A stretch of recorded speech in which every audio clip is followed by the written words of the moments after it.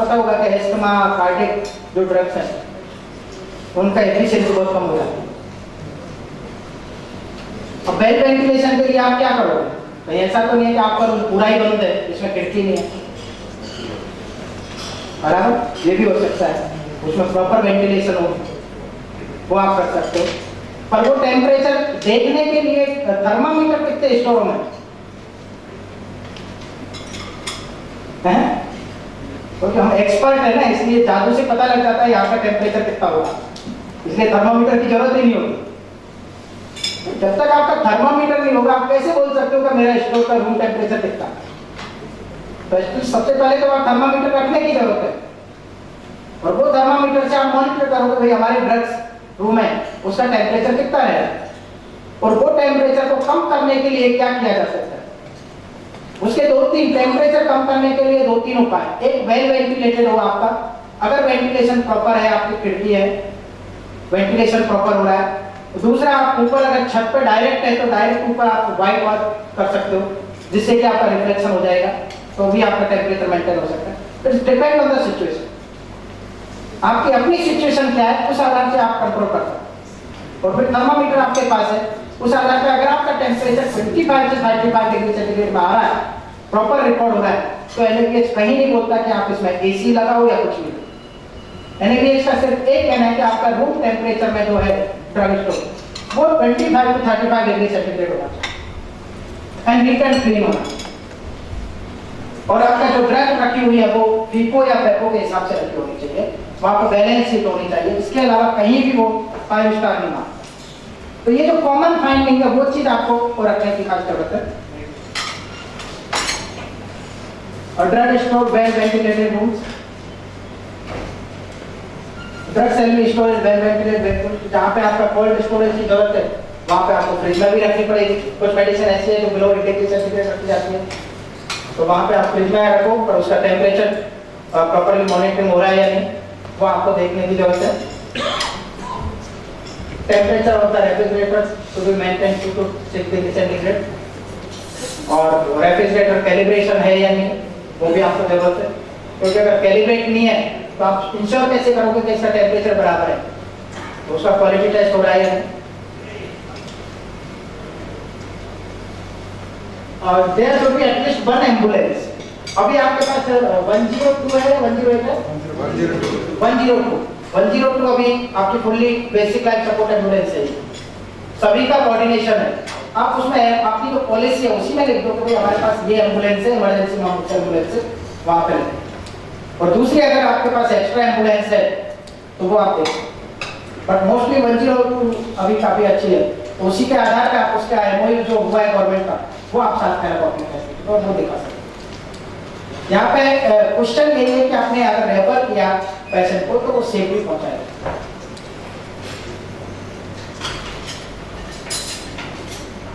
One ambulance should be outsourced or linked by the PSC, और driver को the same to available all the times. अगर 102 है तो आपको 24 आवर्स अवेलेबल है। अगर आपके पास 102 की फैसिलिटी नहीं है, दूसरी है, तो एटलीस्ट ये इंश्योर करो कि वहाँ पे ड्राइवर अवेलेबल है, और ड्राइवर ट्रेंड होना चाहिए बेसिक उसको। और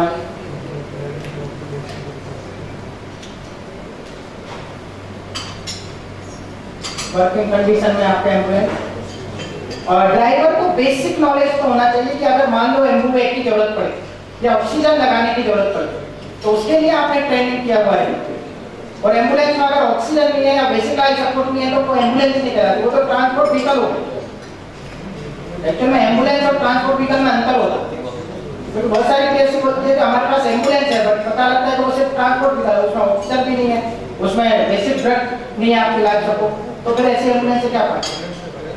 और उसके लिए फिर ट्रेन जो है ड्राइवर उसको ट्रेनिंग, बेसिक ट्रेनिंग दी जा सकती है कि भाई ये ट्रेनिंग से वो एटलीस्ट थोड़ा तो उसे बचा सकते। ये आप देख सकते हो, उसको बेसिक ट्रेनिंग ड्राइवर्स को देते हुए। ये इंस्ट्रूमेंट जो हमारे 108 के यहाँ पे आपके 102 में भी शायद सेम इंस्ट्रूमेंट इक्विपमेंट होंगे। Stretcher, trolley, wheel chair, ambulance to be working condition all the times. पता लगा कि वो काम नहीं कर रही है वो चेक करने की जरूरत है डेली चेक लिस्ट में। Stretcher trolley wheelchair working condition all the time. न सिर्फ आपके एम्बुलेंस के अंदर बल्कि आपकी जो फैसिलिटी पे भी है वो भी चेक करने की जरूरत है कि वो प्रॉपर्ली फंक्शनिंग कर रहे हैं। यहाँ पे सेफ्टी बेल्ट भी होना चाहिए जिससे कि पेशेंट कभी गिर ना जाए। और सेंटर शुड एडिक्वेटली स्टेशनरी आपके पास प्रॉपर है जो रिटन कम्युनिकेशन कर सके। अभी तो आपके पास कंप्यूटर मोस्टली सभी फैसिलिटी को यहाँ पे कंप्यूटर होगा, कंप्यूटर की सुविधा है। स्टेशनरी आपके पास प्रॉपर है या नहीं कम्युनिकेशन के लिए। एटलीस्ट टू टेलीफोन फैसिलिटीज, क्योंकि अभी तो मोबाइल सभी के पास आ गया तो मोबाइल तो एक होता ही है लैंडलाइन, इसलिए मैं नहीं समझता कि दो फैसिलिटी कहीं भी नहीं होगी।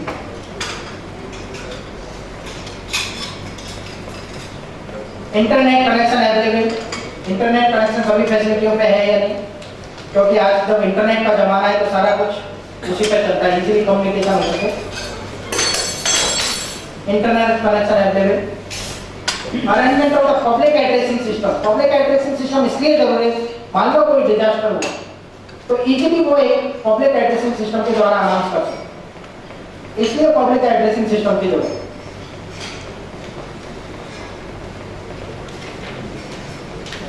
ये एक आपको खास इंपॉर्टेंट है।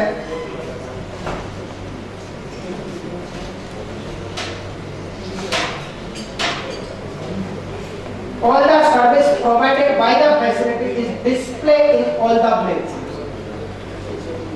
जो आपकी मेन इंपॉर्टेंट चीज है सर्विस डिलीवरी,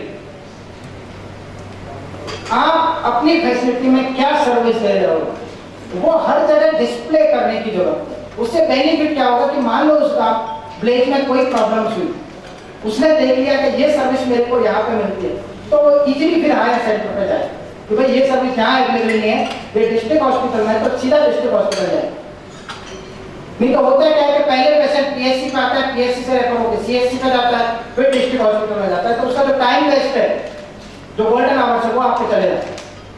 तो एटलीस्ट सारी फैसिलिटी में जो सर्विसेज मिल रही है उसके लिए आप बोर्ड लगा सकते हो, उसमें आप वॉल पेंटिंग कर सकते हो। ऐसा नहीं है कि आपको बोर्ड ही 5 स्टार लगाने की जरूरत है, आप सिंपल वॉल पेंटिंग से आप बता सकते हो। और with the emergency contact number, emergency contact number होता है डॉक्टर, इमरजेंसी कॉन्टैक्ट नंबर होता है एम्बुलेंस। जब आपका 102 एम्बुलेंस का नंबर है तो वहीं पे लिख दो कि emergency contact number of ambulance is 102 और doctors contact number is this. Facility पे अगर लैंडलाइन नंबर है तो वो आप नंबर वहां पर लिख सकते हो, क्योंकि यहाँ स्टैंडर्ड में ओनली प्रोसेस को फोकस किया गया, इसलिए आप प्रोसेस के आधार पर अगर देखोगे तो वो सारी चीजें आप इजीली मार्किंग मार सकते हो। और उससे alternate patient, community and employ सभी को बेनिफिट है। तो ये सारी चीज आपको खास ध्यान रखने की बात है। अगर रोड की साइड में कहीं हाईवे है तो नेचुरल है कि हाईवे पे एक्सीडेंट भी हो सकता है, वहां पे डिस्प्ले है यहाँ से कितनी दूर हमारी फैसिलिटी है, एटलीस्ट नियर 2 किलोमीटर के अंदर आपके पास ये साइन बोर्ड हो। हाईवे के 2 किलोमीटर के अंदर आपको एटलीस्ट साइन बोर्ड होना चाहिए कि यहाँ से कितनी दूर हमारे पीएचसी या डिस्ट्रिक्ट हॉस्पिटल या सीएचसी है और क्या क्या सर्विसेज मिलती है। तो इजीली क्या क्या आइडेंटिफाई होता है, अननोन पर्सन को भी पता लगे कि भाई यहाँ पे पीएचसी, सीएचसी या हॉस्पिटल।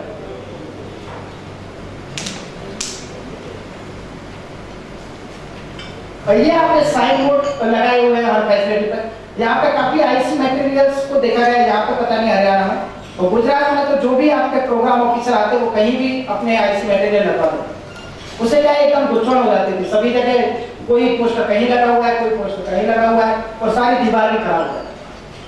आप हर नेशनल प्रोग्राम को एक एक करके पूरा डिटेल एक पोस्टर में लिखो, इसके अलावा कहाँ जरूरत है आपको अननेसेसरी चीज लगाने। हर प्रोग्राम, हर जितने भी नेशनल प्रोग्राम है, जो भी सर्विसेज आप अवेलेबल दे रहे हो उसका अगर प्रॉपर वे में आप डिस्प्ले करोगे तो आपका एरिया भी बचेगा, आपका साइनिंग भी होगा, इन्फेक्शन रेट भी कम होगी नेचुरल। अगर ज्यादा पोस्टर लगाओगे तो ज्यादा धूल उसमें आएगी, धूल आएगी तो इन्फेक्शन रेट बढ़ेगी। अल्टरनेट गोल आपका एनएपीएच का एक ही है, इन्फेक्शन रेट कम करना, पेशेंट सेटिस्फेक्शन एंड इंप्रूव। ये आप साइनेजेस देख सकते हो, अगर साइनेजेस प्रॉपर लगाने की जरूरत है उसमें डायग्रामेटिक हो सकते हैं, लिखने का भी हो सकता है, वाइड एंगल भी हो सकते हैं। अगर आपको लग रहा है कि यहाँ पे अंग्रेजी वाले कोई ज्यादा नहीं आते तो कोई बात नहीं, आप हिंदी में रखो, पंजाबी में लिख सकते हो, क्योंकि पंजाबी भाषा अगर लोग ज्यादा है तो आप कम्युनिटी के आधार पर देख सकते हो कि पेशेंट किस तरीके से जा रहा है, उसके आधार पर आपके साइनेज होना चाहिए। यहाँ आप देख सकते हो अवेलेबल सर्विसेज जो है, क्या क्या सर्विसेज इसकी फैसिलिटी में है और कितनी दूर है, वो साइन बोर्ड लिखा हुआ है कि भाई 2 किलोमीटर है। इमरजेंसी कॉन्टैक्ट नंबर भी लिखा हुआ है कि इमरजेंसी नंबर एम्बुलेंस का 108 है, फैसिलिटी का या लैंडलाइन नंबर लिखा हुआ है। तो इजीली पेशेंट वहीं से पता कर लेगा कि भाई आपकी फैसिलिटी में क्या करना है, तो उसका जो टाइम है वो बचा है, क्योंकि यहाँ हर स्टैंडर्ड को उसी आधार पर लिया गया है। सर्विसेज आप देख सकते हो लेबोरेटरी में क्या क्या सर्विसेज है, तो वो आप यहाँ पे दी गई है कि भाई ये सर्विसेज हमारे यहाँ पर। यहाँ पे लेबोरेटरी सर्विसेज आपने लैब के आगे डिस्प्ले कर दिया कि ये सर्विसेज मिलती है, कितने समय में मिलती है, टाइम डिस्प्ले की बात है, क्योंकि पेशेंट का डिससेटिस्फेक्शन वहां पर बढ़ जाता है कि नहीं हमें बहुत टाइम लगता है। तो आप ये टाइम उस तरीके से मेंटेन करो कि आप मैक्सिमम कितने में दे सकते हो। आप अगर मिनिमम करोगे तो प्रॉब्लम हो जाएगी। आपने अगर 20 मिनट लिख दिया, पता लगा आपने वो 30 मिनट में दी, तो पेशेंट डिससेटिस्फाई होगा। लेकिन अगर आपने 20 मिनट लिखा और 10 मिनट में दे दी, तो पेशेंट सेटिस्फाई होगा। तो ये चीज आपके ऊपर डिपेंड है, कहीं एनएमएच वाला नहीं बोलता कि आप कितने उसमें हैं। ये आपको डिसाइड करना है कि आप अपनी फैसिलिटी पे कब दे रहे हो, फैसिलिटी तो कितने टाइम में आप दे रहे हो। लेकिन कोई अर्जेंट है तो नेचुरल है, उसमें आप 1 घंटे लगाते तो वो गलत है। अर्जेंट में आप इस तरीके से टाइम मेंटेन करना पड़ता है। ये नेशनल हेल्थ प्रोग्राम सभी के लिए आपका आईसी मेटेरियल प्रॉपर लगा हुआ है या नहीं, या नेशनल हेल्थ प्रोग्राम्स के डिस्प्ले बोर्ड, वॉल पेंटिंग, जो अलग अलग डिफरेंट चीजें वो आप कर सकते हो। लेआउट प्लान 7 बार का नकल जो गवर्नमेंट, क्योंकि ये इंश्योर होना चाहिए कि लेआउट प्लान है या नहीं। ये आपका डिफरेंट लेआउट प्लान के आधार पे आपका प्रॉपर हो। यहाँ पे देख सकते हो, ये आप डायग्राम अपने आप ही बना सकते हो, ऐसा कुछ नहीं है कि इंजीनियर की जरूरत पड़ती है। यहाँ पे एक्सपर्ट को आप बुला सकते हो अलग से। लेआउट प्लान ये डिस्प्ले करने की जरूरत है बस।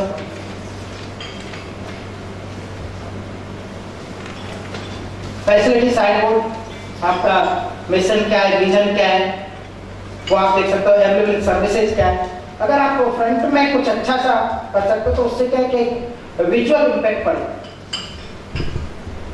और प्रोसेस स्टैंडर्ड वो आपके हुए इंफ्रास्ट्रक्चर रिलेटेड स्टैंडर्ड। हम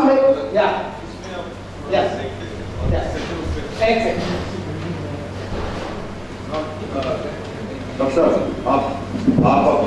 आप कुछ पूछना चाहते थे। Now you can have a 10 minute session on whatever we have read. Now we have finished the first chapter. अगर आप उसमें कुछ आपने किसी ने कुछ नोट किया है, anybody wants to ask any question, discuss anything.